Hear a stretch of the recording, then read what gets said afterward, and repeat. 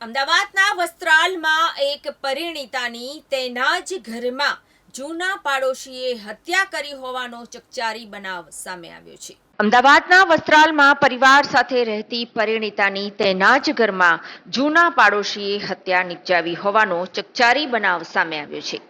આરોપી યુવક પરિણીતાને મળવા માટે અને વાતચીત માટે દબાણ કરતો હતો, પરંતુ પરિણીતાએ મળવા જવાનો ઇનકાર કરી દેતા મંગળવારે છરી સાથે પરિણીતાના ઘરે આવ્યો હતો અને હુમલો કરી દીધો હતો।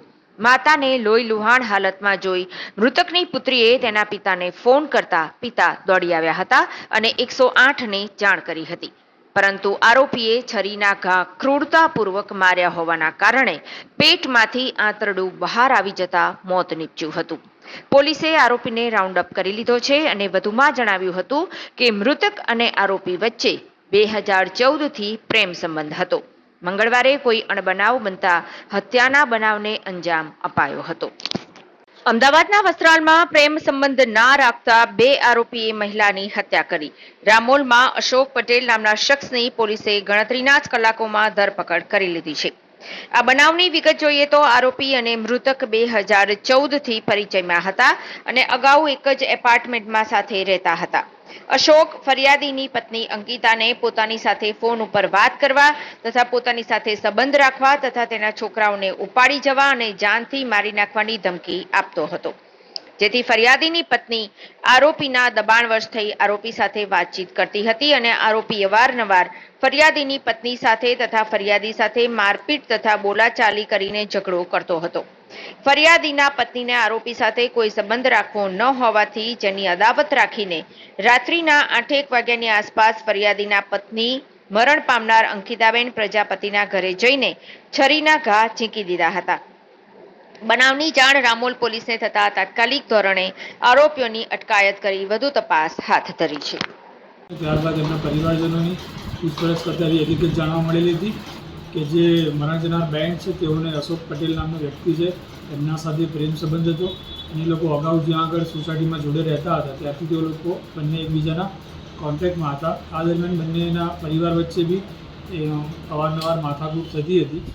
એ દરમિયાન જે મરણ જનાર છે બેન, એમની પાસે એકવાર અગાઉ મોબાઈલમાં પણ ફોન કરતા એમના પત્ની જગતલા ત્યારે બી એમના ઘરમાં ઝઘડો થયો હતો અને જે મરણ જનારના પરિવાર અને અશોકભાઈના પરિવાર વચ્ચે બી અગાઉ માથાકૂટો થયેલી હતી। તેના કારણે ગઈકાલે જે આરોપી છે અશોકભાઈ અને અન્ય એક વ્યક્તિ આવીને એને ચપ્પુના ઘા મારીને મૃત્યુ નિપજાવે છે।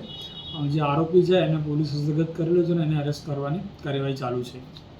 કારણ શું સામે આવી રહ્યું છે? આરોપીનું શું કહેવું છે? કેટલા સમયથી બંને વચ્ચે રિલેશન હતા નહોતા? યુવક એક બાજુથી એને પરેશાન કરતો હતો, એ કરતી પ્રેમમાં કે હકીકત શું? જે મરણ જનાર અને આરોપી છે અશોક પટેલ, એ લોકો લગભગ 2014થી એકબીજાના પરિચયમાં હતા। અગાઉ આ લોકો જ્યાં રહેતા હતા એક જ સોસાયટીમાં રહેતા હતા, એથી એ લોકો કોન્ટેક્ટમાં આવેલા હતા અને એકબીજાના પરિચયમાં હતા। ત્યારબાદ મરણ જનાર છે એના પતિને આ બાબતની જાણ થતાં જે મરણ જનાર છે ત્યાંથી મકાન ખાલી કરીને 2020માં જે અત્યારની હાલની જે સોસાયટી છે ત્યાં આગળ રહેવાઈ ગયો હતો અને પરિવારજનોનો એવો આક્ષેપ છે કે જે આરોપી છે આ લોકોને બેનને અવારનવાર હેરાન કરતો હતો, પરંતુ જે બેન અને જે અશોકભાઈ છે ત્યાંથી ખાલી કરીને અહીંયા આ બાબત બંને એકબીજાના કોન્ટેક્ટમાં હતા અને જે અશોકભાઈનું પણ ફેમિલી છે એ પોતે બાળકો ધરાવે છે, મરણ જનાર છે એનું પણ ફેમિલી છે એ પોતે પણ બાળકો ધરાવે છે અને જે અશોકભાઈ અને આ બંને વચ્ચે કોઈપણ કારણોસર ઝઘડો થયેલો હશે અથવા એ લોકોને અણબનાવ રહેતો હશે જેનો ખાર રાખીને અશોકભાઈ બેનને મૃત્યુ નિપજાવે છે। અચ્છા, બીજો એક આરોપી હતો એ કોણ છે અને આખું કારણ શું સામે આવી મર્ડર પાછળ? જે બીજો આરોપી છે અશોકભાઈ પોતાની જોડે લઈને આવેલા હતા, એની પાછળ બેઠેલો હતો।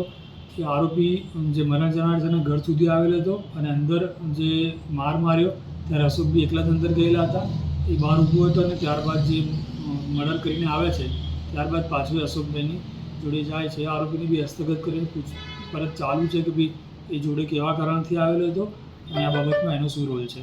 આરોપીનું બેકગ્રાઉન્ડ શું? જે આરોપી ત્યાં વસ્ત્રાલમાં જ રોજ રહે છે, એની વિરુદ્ધમાં પ્રોહિબિશનના ગુના નોંધાયેલા છે, દારૂ પીધેલાના પણ એની વિરુદ્ધમાં ગુના નોંધાયેલા છે અને અન્ય કોઈ એની હકીકત જાણવા મળેલી નથી।